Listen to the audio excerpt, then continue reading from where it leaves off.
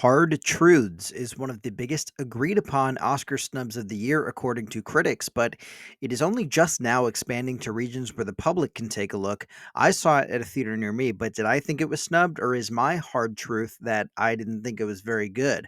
Well, stick around and I'll let you know my take. Hello, my name is Sean, and welcome to the channel.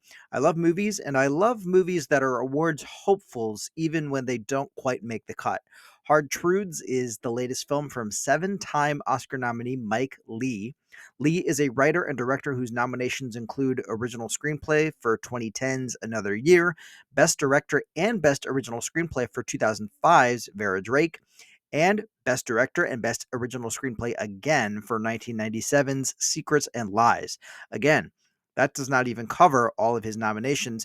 Lee has never won an Academy Award despite being nominated across what is now decades, and many believed that Hard Truths might change that for him, or at least that actress Marianne Jean-Baptiste would acquire a nomination for her portrayal of the character Patsy in the film. That was not fated. On the morning of the Oscar announcements, Hard Truths was nowhere to be found, prompting discourse across the internet about snubs. There are always snubs, of course. I am thinking of Challengers, for example, one of my favorite films of the year, but this one piqued my interest and I decided to seek out the film. I have, to be honest, never seen a single film from Mike Lee. I saw Hard Truths purely because of the great word of mouth, and I am happy that I did. I am going to seek out more of this filmmaker's work in the future and catch up on some of his projects that I never saw. Hard Truths is about a woman pansy played by Marianne Jean Baptiste who is struggling with some sort of mixture of mental illnesses ranging from depression to anxiety to obsessive compulsive disorder.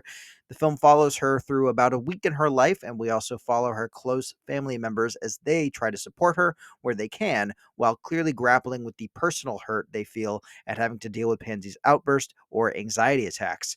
The film, smartly, never really names the particular disorders that Pansy is battling. I think the focus of Lee's work here is the effect untreated mental illness can have on oneself and somebody's loved ones, and he did not want the movie to turn into an opportunity for the audience to maybe hyper focus on one illness by name and narrowly view the piece through that framework and that framework alone. As somebody with many loved ones who have struggled with mental illnesses and someone who has had depressive moments and who definitely struggles with anxiety and obsessive compulsive tendencies, I found this movie to be not only accurate, but very sensitive and empathetic as well. The character of Pansy is in such an insular and anxious mental state almost 24/7, and it results in her being quite rude and oftentimes mean to those around her in an effort to protect herself in this sort of shell that she's built up. Baptiste and Lee, in collaboration, really walk the tightrope well in terms of her characterization. There are moments where you want to shake Pansy and tell her to lighten the heck up, but then you also see so clearly through the performance and through all of the performances, frankly, the way that her family members treat her, that this character is trapped by her own mind and unable to escape these habits and tendencies and compulsive thoughts and actions. Frankly, had I known the subject matter ahead of time, maybe I would have skipped this film as to not have a mirror held up to myself too closely. I am certainly not as irritable or mean spirited as Pansy in her kind of default state, but some of her germophobia and general anxieties are certainly shared by me. I would like to make it known, though, that I do not make it a habit to harass or yell at random strangers or store employees or anything like that. I can't recall a time that I've done that to a random stranger or an employee at some sort of store or restaurant. That's all Pansy, and she has a gold medal in that field as far as I am concerned. That being said, let us transition to the topic of the alleged snub here. My guess, frankly, is that the field was just too stacked this year, and not enough people were able to see this performance from Jean Baptiste ahead of the nomination announcements. Would it have been great to see her get nominated? Absolutely. This movie falls apart if Jean Baptiste fails to ride that thin line and, makes the character too easy to hate or makes her somebody whose softness never shines through at any time or not at the right times. However, this is just a year of the Oscars where mainstays of American cinema like Nicole Kidman and Angelina Jolie failed to secure nominations for Baby Girl and Maria, respectively. Even Pam Anderson in The Last Showgirl, with her comeback narrative that we all know the Academy adores, was not quite able to get up into the best lead actress race. Instead, that kind of comeback narrative from Demi Moore proved to be much stronger for her part in The Substance. This year has been brutal as far as the battlefield goes. I have not yet seen Emilia Perez or I'm Still Here, so I will not comment on the Carlos Sofia Gascon or Fernanda Torres inclusion in the Best Lead Actress category this year. I fully intend to get around to those films before the ceremony, but I just haven't had the time yet. And I wouldn't take out either Demi Moore or Mikey Madison for The Substance or Honora, respectively, either. So if we are going to operate in a world where I need to take one of the existing lead actress contenders out in order to place Jean Baptiste in, I will have to then pluck out Cynthia Erivo for Wicked and substitute in Marianne Jean Baptiste. That assumes, of course, a few things, namely that Gascon and Torres are worthy of inclusion for those films that I haven't yet seen.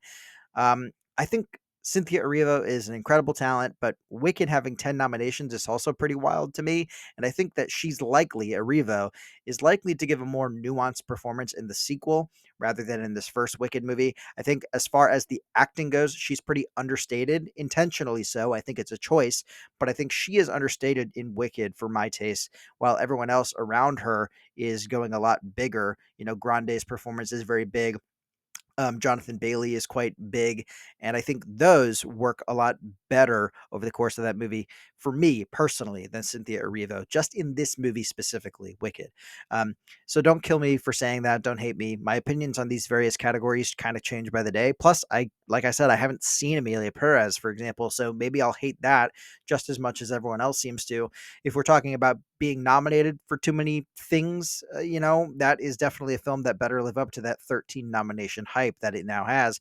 We will see about that, though. I've only heard bad things, frankly. So, anyway, where does Hard Truths rank in my system of A list, amazing, average, abysmal, or needs to be abolished? You know, while I am not sure I see myself returning to the film anytime soon, it is objectively a great accomplishment that I think deserves an amazing rating.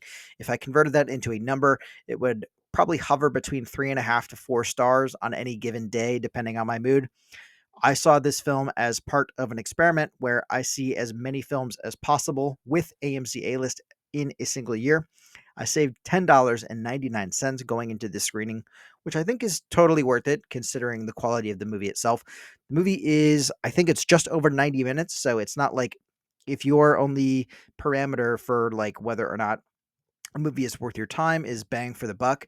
Maybe that's a factor that matters to you. The fact that the movie is only 90 minutes. It's not like an emotional epic or anything. Like I said, it takes place over the course of about a week. It culminates on a Mother's Day. Although I don't recommend watching this on like a Mother's Day. It's not kind of that kind of movie, at least not in a happy way. But those are my thoughts there.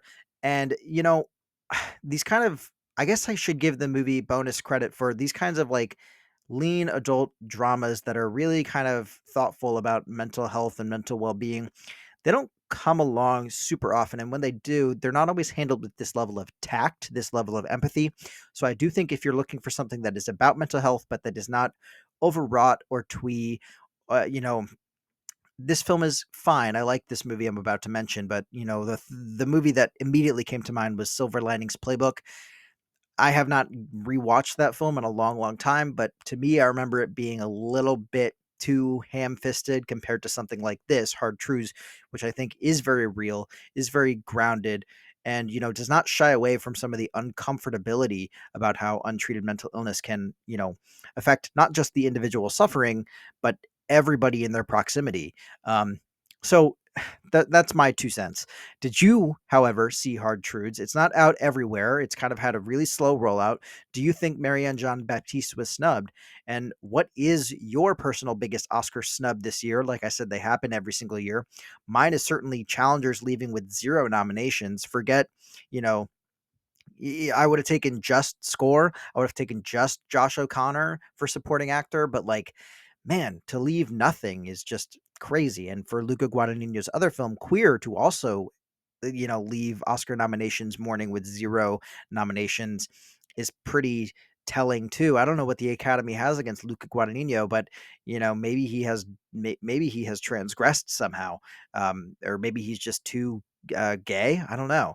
And then, of course, Denis Villeneuve not being nominated for Dune Part 2 for director is also kind of insane to me. Um, so Let me know in the comments below, what is your personal most egregious snub this year? Or alternatively, what is your untreated mental illness? Let's compare notes in the comments, right? Feel free to leave a comment about any of those subjects that I commented on, or feel free to like this video. Feel free to subscribe to the channel to keep up to date with my takes on all of the newest releases as they kind of roll out. Until next time, stay safe. Bye.